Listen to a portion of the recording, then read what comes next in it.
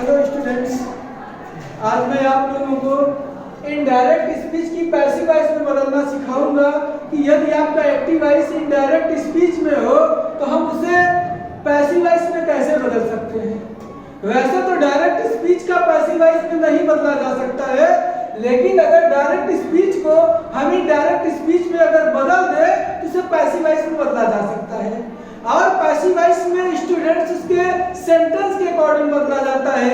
आपका जैसे direct speech assertive sentence से इनडायरेक्ट स्पीच में आप बदल देते हैं, इंट्रोगेटिव सेंटेंस को इनडायरेक्ट स्पीच में बदल देते हैं, और इंपरेटिव आप टेटिव सेंटेंस, तमाम सेंटेंस को आप इनडायरेक्ट स्पीच में बदलते हैं।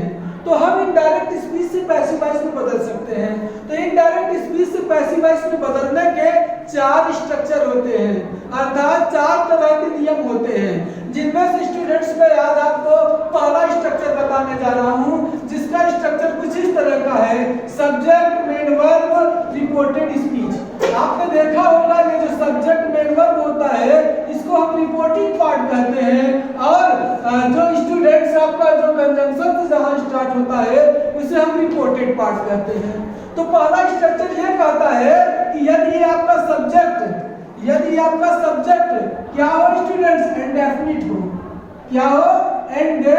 इंडेफिनिट हो। इंडेफिनिट का मतलब होता है अनिश्चित।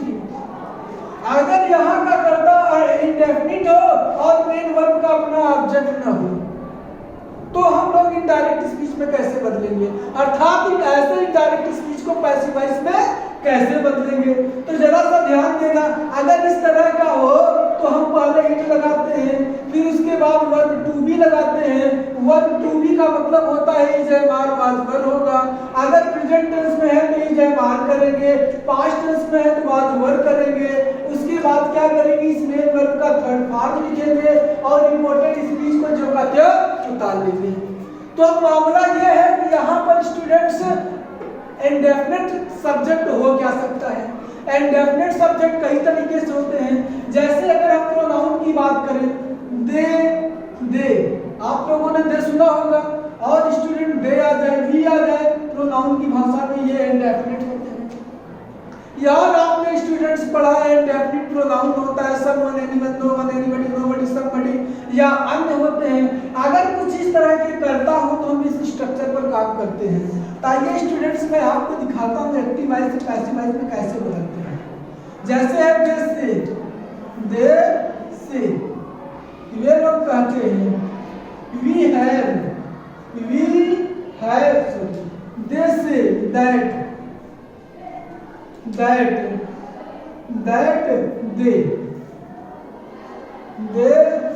have complete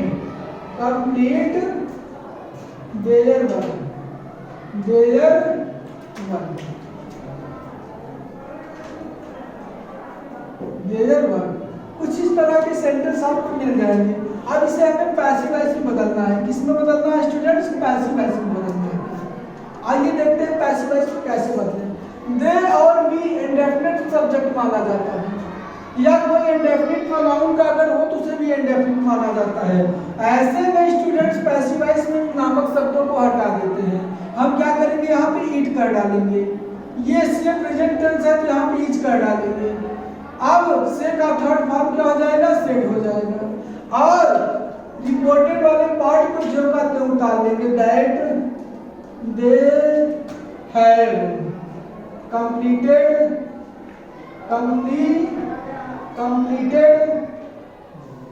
their इस तरह के सेंटेंस को पैसिव वॉइस में बदलना बड़ा कठिन होता है। यदि आप रूल्स पर काम करते हैं तो इस तरह के पैसिव वॉइस बड़े आसान हो जाते हैं। हम आपको एक सेंटेंस और सिखाते हैं स्टूडेंट्स, देखिएगा इसको किस तरह से बदलते हैं। वी सेड, ध्यान देना ऑब्जेक्ट नहीं होना चाहिए। ऑब्जेक्ट अगर हो जाएगा तो इसका स्ट्रक्चर कुछ और हो जाएगा। We said that Rahul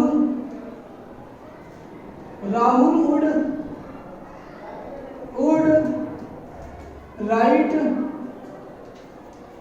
a book। अब देखिएगा स्टूडेंट्स, ये आपका इनडायरेक्ट का स्पीच है। कैसे पता चला इनडायरेक्ट स्पीच?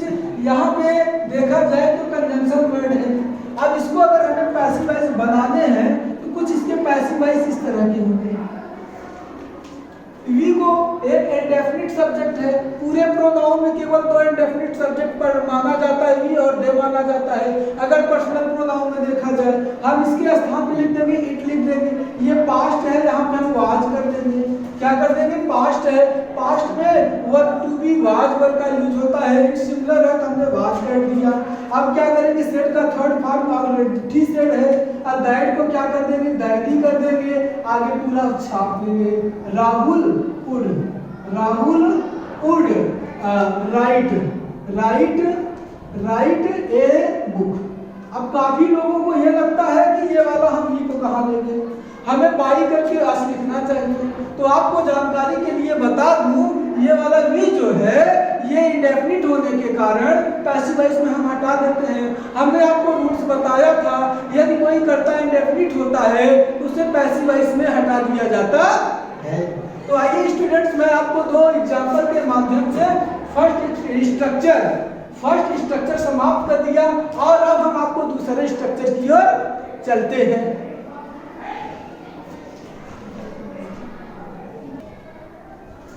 हाँ स्टूडेंट्स, सेकेंड स्ट्रक्चर कुछ इस तरह का है। जैसा आपने स्ट्रक्चर पहले देखा था, सेम स्ट्रक्चर आपको वही दिख रहा है। Subject plus main verb plus reported speech. तो स्टूडेंट्स, यहाँ का सब्जेक्ट आपका डेफिनिट होना चाहिए। क्या होना चाहिए? डेफिनिट, अर्थात दे और वी के अलावा कोई और करता हो तो वो डेफिनिट होता है। अगर यही स्ट्रक्चर हो और करता इसका डेफिनिट हो जाए तो हम लोग रिपोर्टेड स्पीच को सब्जेक्ट बना देते हैं। उसके बाद इस वर्ब के अकॉर्डिंग स्टूडेंट्स यहाँ पे वर्ब टू बी का प्रयोग कीजिए, वर्ब में से किसी एक का, इसका मेन वर्ब करेंगे, फिर स्टूडेंट्स एजेंट बाई लाएंगे, उसके बाद सब्जेक्ट को हम क्या करेंगे? ऑब्जेक्ट बना देंगे। जैसे स्टूडेंट देखिएगा, रोहन, रोहन, रोहन सेड, रोहन ने कहा, रोहन ने कहा दैट, रोहन ने कहा that you might run, you might run on the road। अब देखिएगा स्टूडेंट्स, ये इनडायरेक्ट स्पीच है और यहाँ का कर्ता अगर आप देखेंगे तो रोहन एक प्रॉपर नाउन का सर्टेन है, निश्चित करता है। निश्चित करता और अनिश्चित करता होने पर स्ट्रक्चर एकदम चेंज हो जाता है। पैसिव वॉइस का, लेकिन एक्टिव वॉइस का दोनों सेम होता है।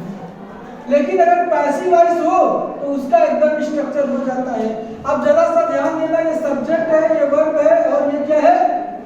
Reported speech. तो आप लोग जानते हैं कि ये मेन वर्ब के बाद जो कुछ भी आते हैं वो क्या होते हैं? ऑब्जेक्ट होते हैं। तो अब हमें ऑब्जेक्ट के रूप में पूरा का पूरा क्लास मिलेगा, क्योंकि रिपोर्टेड स्पीच के पास अपना एक सब्जेक्ट, एक वर्ब, एक ऑब्जेक्ट होता है।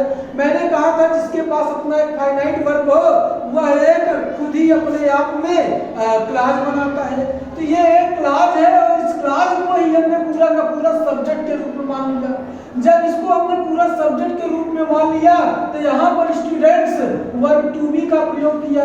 अगर ये प्रेजेंट टेंस में है ये मेन वर्ब तो इज एम आर करेंगे, अगर ये मेन वर्ब पास्ट में है तो आज वर्ब करेंगे और उसके बाद क्या करेंगे? इसी मेन वर्ब का थर्ड फॉर्म बना देंगे और बाई करके इस सब्जेक्ट को हम ऑब्जेक्ट के रूप में बना देंगे। तो आइए देखिए, ये है Rohan said that you might run on the road. अब इसकी पैसिव वॉइस हमें बनानी है। तो देखिएगा, ये सब्जेक्ट हो गया और ये हो गया मेन वर्ब हो गया और मेन वर्ब के बाद जितनी भी चीजें आई ये टोटली क्या होते हैं स्टूडेंट्स? ये टोटली ऑब्जेक्ट है। तो अब हम जब पैसिव वॉइस बदलेंगे तो ये टोटल जो ऑब्जेक्ट है इसको सब्जेक्ट बनाएंगे। तो यहाँ का पूरा हम इसे लाएंगे तो क्या हो जाएगा? ये दैट हो जाएगा, यू हो जाएगा, माइट का माइट हो जाएगा, run, run on the road होता है। अभी आपने देखा था केवल एक शब्दों का हम लोग सब्जेक्ट पढ़ते थे और हमने अभी आपको दिखाया कि ये पूरा सेंटेंस सब्जेक्ट का काम करता है। तो एक सेंटेंस को सब्जेक्ट का काम कराना स्टूडेंट्स, मैंने आपको सिंथेसिस में पढ़ाया था। सिंथेसिस में स्टूडेंट्स को जो नाउन क्लास हुआ करता था उसके 5 फंक्शन होते थे, सब्जेक्ट की तरह, ऑब्जेक्ट की तरह, कंप्लीमेंट की तरह, केस इन पोजीशन की तरह, प्रीपोजिशनल ऑब्जेक्ट की तरह, 5 तरह से ये पूरा का पूरा सब्जेक्ट बन गया। अब पूरा का पूरा जब ये सब्जेक्ट बन गया ये पास्ट टेंस में है, पास्ट टेंस के अकॉर्डिंग हम यहाँ पे वाज करेंगे क्योंकि ये पूरा का पूरा सेंटेंस सिंगुलर माना जाएगा। वाज सेड का थर्ड फॉर्म क्या होगा स्टूडेंट्स? सेड होगा। और उसके बाद बाई क्या हो जाएगा? रोहन को कहाँ लिख देंगे? लास्ट में लिख देंगे रोहन। कुछ इसका पैसिव वॉइस स्टूडेंट्स इस तरह का होता है।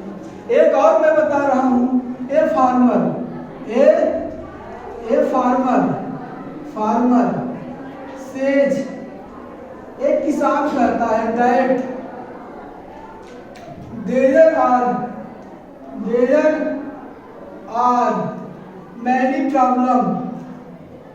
Many problem to farm in the field. ये सेंटेंस कुछ इस तरह का है, एक किसान कहता है कि खेत में खेती करने के लिए बहुत सी समस्याएं होती हैं। अब यहाँ पर देखा जाए तो ये हमारा सब्जेक्ट है और ये मेन वर्ब है और ये पूरा का पूरा भले आपको रिपोर्टेड स्पीच लगे लेकिन इस वर्ब का ये ऑब्जेक्ट है, इस मेन वर्ब का क्या ये ऑब्जेक्ट है। आपको मैं पहले भी बताया हूँ इस सेंटेंस में स्टूडेंट्स अगर मेन वर्ब के बाद चीजें जो आती है वो क्या होता है? ऑब्जेक्ट कहलाता है। अब इसकी पैसिव वॉइस अगर बनानी है स्टूडेंट्स तो हम उठाएंगे पूरा का पूरा ऑब्जेक्ट जो हम इसे सब्जेक्ट में बना